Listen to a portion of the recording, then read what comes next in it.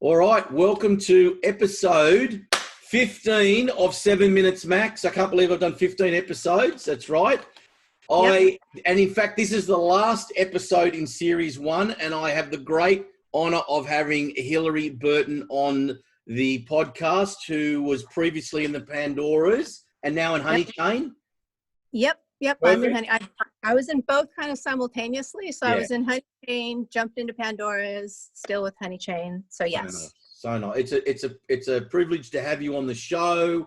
I know that you're on our label Die Laughing Records, and it's just fabulous to have you on the label and on the podcast. And I know you work with Gillian on her podcast. Yep. Her piece is Hear This with Hilary. I mean, you're everywhere. And right now I'm sitting in my drum booth. So yeah, and this is since we're not playing shows, I have to put our banner back here. So this is our Honeychain logo is back here behind me. So yes, I'm everywhere at once, but right now I'm in my drum room. I've just realized that how stylish you are and how beautiful you are and how talented you are. And wow. It's just amazing to have you here. Well, it's super. I'm very honored to be here, and especially with number 1, 2, 3, 15. Boom. Thanks, Hilary. All right, let's have some fun together. I'm going to give you 7 minutes. Oh, okay. 7 questions in 7 minutes. All right. Okay. No one has ever done it in 7 minutes, so don't worry about it. Okay.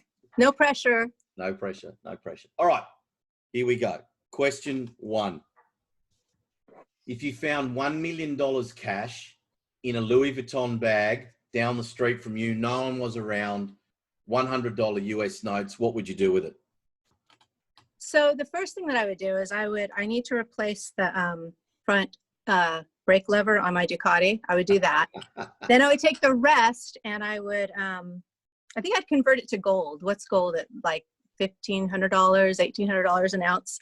And I'd probably bury it in a chest in my backyard like a little pirate, because who knows what's happening with dollars anymore, Aussie dollars, US dollars, pounds. Stick it into gold. I love the fact you're not one of these goody two-shoes that says, it's karma, I'd hand it back. I'm not handing nothing back. Turning it into gold. All right, love it. Okay, question 2, well done. Yep. If you could go back in time and see any band, who would you see? Oh, wow. That's hard. You can give me more than one if it has to be. So without a doubt, I'd want to see Patsy Cline live. Not a band, but a performer. I think that would be amazing. And you know what? I really would love to have seen the Beastie Boys. I've never got to see them live. And so those would just be like 2, I know, kind of completely opposites, but yeah, for sure. Okay. All right. Patsy Cline, Beastie Boys. I don't think I'll ever get those 2 on this show again. I love it. Okay. Question 3. And you're doing really well. Like, it's actually going, we're only at a minute. And I'm not even looking at my watch. I'm one of those weirdos that still wears a watch, but yeah. Okay, go ahead. Okay. All right. Question 3. Yep. What's been your biggest rock and roll regret? Oh man, okay, so here's a good one. When the Pandoras were on tour in Europe in like August, September of 2015, I wish I would have taken more video and photos. Like I took a lot, and I've got a lot of like really great random ones.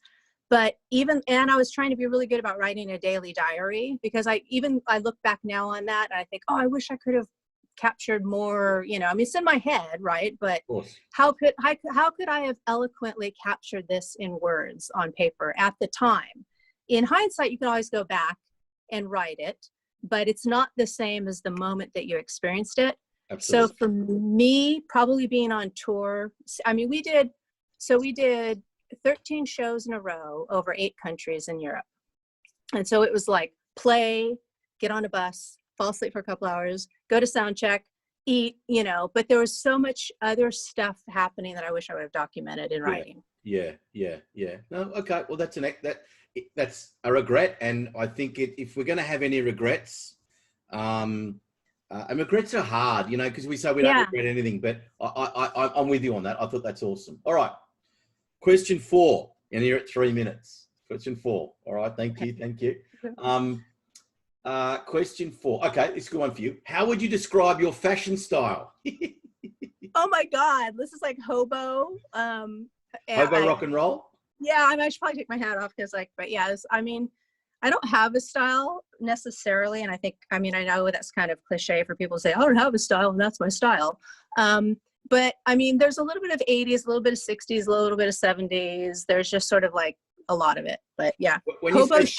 Hobo chic today. When you say 60s, like the top 70s, the hat 60s, the pants, like that kind of thing? Kind of like a little schizophrenic, which, like on the first album, I have like a party dress and I'm like, it's juxtaposition with like this ruin behind me. And it's just like, so I love like old, even 40s, 50s fashion. But I like kind of twisting it and making it a little out of place in the urban environment. Nice. Okay. All right. Beautiful. Well answered. Love it. All right. 4 minutes. Okay. Which one of your idols or someone you looked up to have you met and they were awesome? And then on the flip side, have you met someone that that was an idol that wasn't so great to meet after all? Ooh, let's see. The first one first, because it's easiest. I met Kathy Valentine from the Go-Go's, and they were hugely inspirational to me. And she's a delight. She's wonderful. And so that was like being able to meet somebody who you look up to as a songwriter and as a performer, who is a really good, decent, cool human being. And she actually has a book out right now. So I know a lot of people have time on their hands. You should read her book that just came out. It's really awesome. And then somebody that I met that I was disappointed in, I got to say, I'm lucky that I haven't met anybody that really disappointed me. Maybe I haven't met enough people yet, but so come on. Maybe you're just too nice. I need to meet some like a-hole that's going to just crush my thoughts of them being great. But no, I haven't met anybody like that. So I don't have any of those stories. Okay, well, that's good. Listen, it's not a bad thing if you say, hey, I haven't really met any assholes. Nope. I like that. Okay. You're probably surrounding yourself by good people, so that helps. Yep. Or surrounding myself with drums, that helps too. Right. Totally. Okay. All right. Question 7. Question 7. What sense do you think you could live without? And that's obviously like touch, smell, etc., etc. What sense do you think you could live without?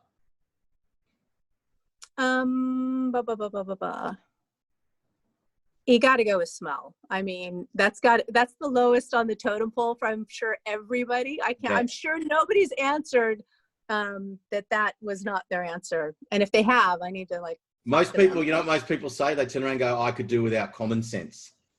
Yeah. Well, that's a given, but no, it's got to be. I mean, we all need ears, eyes, touch, all of those senses. So smell. Yeah.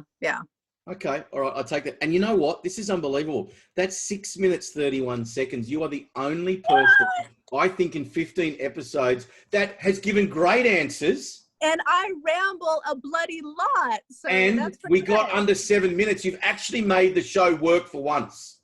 Wow. Either I'm really boring or, it's just those were succinct. I was succinct, man. You were great. And I let you go. I didn't cut you short. Nope. And we're still under 7 minutes. So you've actually made for that last episode in series 1, Hillary Burton, you have done us proud. 7 minutes. Woo! Thanks for being on, Hillary. Thank you. That was super fun. Good luck with Honeychain and anything else that you do. And thank you for being on our labels. It's a privilege to have you. And thank you for being on the show. Bye. Bye.